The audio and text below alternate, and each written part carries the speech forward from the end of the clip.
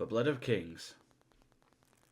It started out as just another night in the empire of eternal night known as New York City. The blood moon hung in the sky, casting an eerie glow on the silent streets.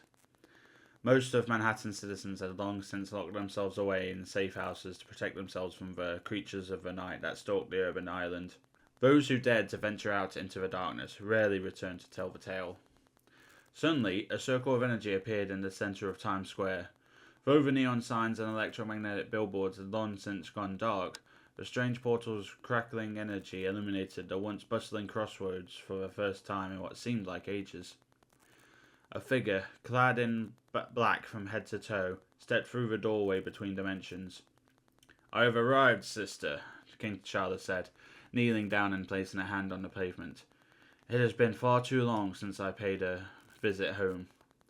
"Earth may have been our home once, brother," his sister Shuri replied over the comm link in the king's Camino bead bracelet. "But even so, you are a long way from Wakanda." "I am," T'Challa said, looking down 42nd Street to see the top of a Baxter building peeking over the other skyscrapers. "But fortunately, family is never far away." "The portal is closing now," Shuri warned. "Since our Camino beads are not yet capable of broadcasting an interdimensional signal, we will not be able to communicate again until you reach the laboratory of Dr. Richards." "Do not fear for me," T'Challa said reassuringly. "I am the Black Panther. Bast is on my side."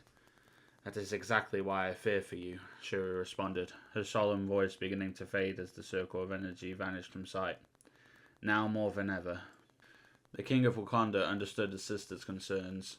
Bast, the panther goddess who had chosen T'Challa as her avatar, had recently fallen under the sway of a dark force that was spreading its influence across their dimension. As both the Black Panther and the ruler of the intergalactic empire of Wakanda, T'Challa had devoted his life to serving both his goddess and his people. Now, those two beings were at odds. If he could not purge Bast of this corruption in time, he feared that all of Wakanda might be swallowed by the growing void. But Wakanda was not the only place in danger of being consumed. While Shuri was busy trying to find a way to rebuild the collapsing multiverse, she had learned that many of her closest interdimensional allies were facing the grave threat of a vampiric plague. Though T'Challa had at first been reluctant to offer Wakanda's secrets to these otherworldly heroes, his sister eventually convinced him that the Reed Richards of this alternate reality was completely worthy of their trust and their aid. Thus, T'Challa decided it was time to pay a diplomatic visit to this other New York, not only to formalize the bond between his empire and this alternate Earth, but to deliver a potential cure to the sickness infecting so many New Yorkers. A cure that, until now, had only been consumed by a small handful of Wakandans throughout the course of charted history: the heart-shaped herb. Traditionally, this rare Wakandan plant was only to be consumed by Bast's chosen protector during a sacred ritual that would bestow upon them the powers of the Black Panther.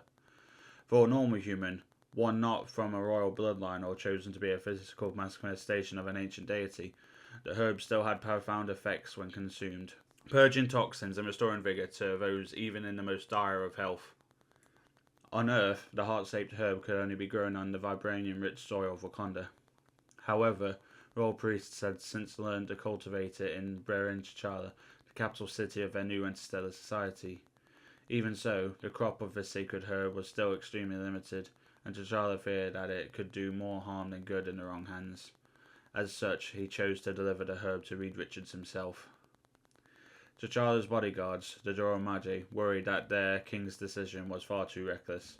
Shuri feared that perhaps Bast, in her compromised state, had clouded her brother's judgment. But as T'Challa looked down to the empty New York street with nary a soul in sight, he felt confident in his decision. It was not a feeling that would last long. As he travelled east towards his destination, the headquarters of Fantastic Four, located at the corner of 42nd Street and Madison Avenue, it wasn't long before he found himself passing a small group of vampires feeding on the blood of an unfortunate civilian. Ever since he was a boy, T'Challa had been trained to stalk the jungles in silence. He felt he would have no trouble slipping past the monsters undetected, as they all seemed deeply distracted by their prey. T'Challa kept to the shadows, making not even the slightest sound. As he passed by the horde of vampires, they suddenly turned their heads to glare in his direction with their dead eyes. "You are not as clever as you thought," Bast whispered in T'Challa's mind. The Black Panther ignored the taunts of his dark goddess. He had more urgent matters to deal with. The vampires had left their meal behind and were rushing towards T'Challa in hopes of a royal feast. T'Challa leapt up, extending vibranium claws from the fingertips of his gloves. The razor-sharp claws sunk into the old stonework on a nearby building, allowing T'Challa to climb up its side with ease. When he reached the rooftop, he paused for a moment, glad to have found safety. But the light of a blood moon quickly revealed that he was not alone, nor was he anywhere close to safe. Another group of vampires converged and began to chase T'Challa, staying close on his heels as he leapt from rooftop to rooftop. The King of Wakanda soon realized that he was being herded away from the Baxter Building and towards Central Park. But why? "You have the blood of the kings," Bast whispered. "They can smell it." Perhaps the goddess was right, T'Challa thought. But he had more than the blood of the kings. He had their years of knowledge and training, and he had their proud legacy, and he would not let it die here in the darkness. T'Challa stopped running and turned to face his pursuers. With a frenzy of furious kicks and powerful slashes, he began to thin out the horde, one vampire at a time. Before long, there were no foes left standing. "Well done, my chosen one," Bast whispered. "But you have forgotten one thing." Black Panther turned to see another figure standing on the rooftop behind him. He was baffled that his heightened senses had not detected the new rival. "Here, you are not the king." T'Challa gazed at the strange man approaching him. He was tall and slender, with pale skin and long white hair. He wore a finely tailored black suit and a long crimson cape. His shoulders were adorned with ornate armor that met in the middle, where a glowing crimson gem was mounted on his chest. "I really should slay you where you stand for striking down so many of my devoted soldiers," the man said. "But I have a feeling you would be much more used to me undead." "I would prefer to remain fully alive," T'Challa said, lunging forward with his claws at the ready. With an effortless strike from the back of his hand, the man sent T'Challa reeling backwards. T'Challa instinctively dug his claws into the rooftop to prevent himself from plummeting over the edge. Pulling himself back to his feet slowly, he took a moment's size up his new opponent. "Who are you?" T'Challa asked. "I have gone by many names over the centuries," the man replied. "I am known best as Dracula."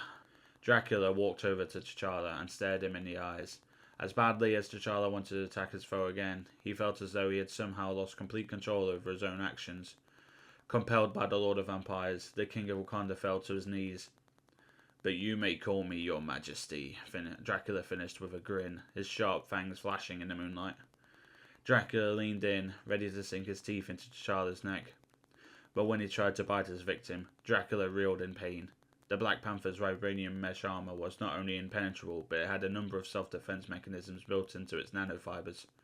T'Challa prayed to the Osha that his suit would be enough to keep him safe. But as he had learned all too well of late, his gods were not listening. "If I will not have your blood," Dracula snarled, "I will have your devotion." The Vampire King reached for a red gem on his chest and removed it from his armor. As T'Challa gazed at it, he realized that he had seen crystals like it before. It was a shard of chrononium, the temporal constructs that his sister had been studying since the onset of the time-stream entanglement, the event that had rippled endless realities asunder. More specifically, it was a rare, mystical form of chromium, native to this alternate dimension, nearly as crimson as blood. "This crystal is infused with forbidden magic," Dracula said. "Soon it will be my key to rule in this world, but for now, let it be my key to conquering yours." Still unable to move, T'Challa found himself completely enveloped in the glowing red energy emitting from Dracula's shard of the blood-red chronovium. "He is remaking you in his image," Bast said in T'Challa's mind, her whisper turning into a growl. "How dare he? You belong to me!" "Not any longer," T'Challa grunted, feeling the transformation taking place within him. Bast's growl grew into a roar, but was suddenly silenced as the energy surrounding T'Challa began to fade. T'Challa slumped to the ground, exhausted and hungry. "It was strange," Drexler said as he stepped closer to the collapsed T'Challa. "Your blood smelled so sweet before, like a rare flower on the African plains. But now it has lost its bouquet. You are no different than any of my other minions." "That is where you are wrong," T'Challa said quietly. Mustering every ounce of strength left in his body, T'Challa fought against Dracula's control, rising to his feet and staring Dracula straight in the eyes. "I am no mere minion," he said. "I am T'Challa. I am the Black Panther. I am the King of Wakanda." With that, T'Challa slashed at Dracula, knocking the shard of blood convenium from his unsuspecting vampire's hands. The crystal skidded across the rooftop, balancing precariously on its edge. Dracula broke eye contact with T'Challa and raced to grab the crystal before it plunged down into the street below. "And I shall be your end," T'Challa finished. When Dracula turned once more to face his defiant foe, the Black Panther was already gone. Not even the slightest scent of his blood was left on the wind. Furious, the Lord of Vampires let out a piercing howl that could be heard echoing across Manhattan. Elsewhere, in the shadows of a dark alley, T'Challa took a moment to recover from the confrontation and assess his new situation. Until now, the power of the heart-shaped herb flowing through his veins had always protected him and provided him with its enhanced abilities. But T'Challa summarized that the magic of the blood convenium was somehow negating the herb's effects. That was why Dracula could no longer smell his blood. It was why T'Challa could no longer hear Bast whispering inside his head. And it was why T'Challa's newfound taste for blood grew stronger by the moment. Before he journeyed to New York, T'Challa had been worried about how his connection to Bast's native spirit might affect him. Now he found himself afflicted by another curse, uncertain which of the two would be his ultimate undoing. T'Challa pulled the sample of a heart-shaped herb from the hidden pouch on his bodysuit, momentarily considering whether he should consume it to cure himself now or save it to potentially cure thousands of innocents later. He didn't have a clear answer. New York City might have been as black as the darkest night, but all the King of Wakanda could see now was red.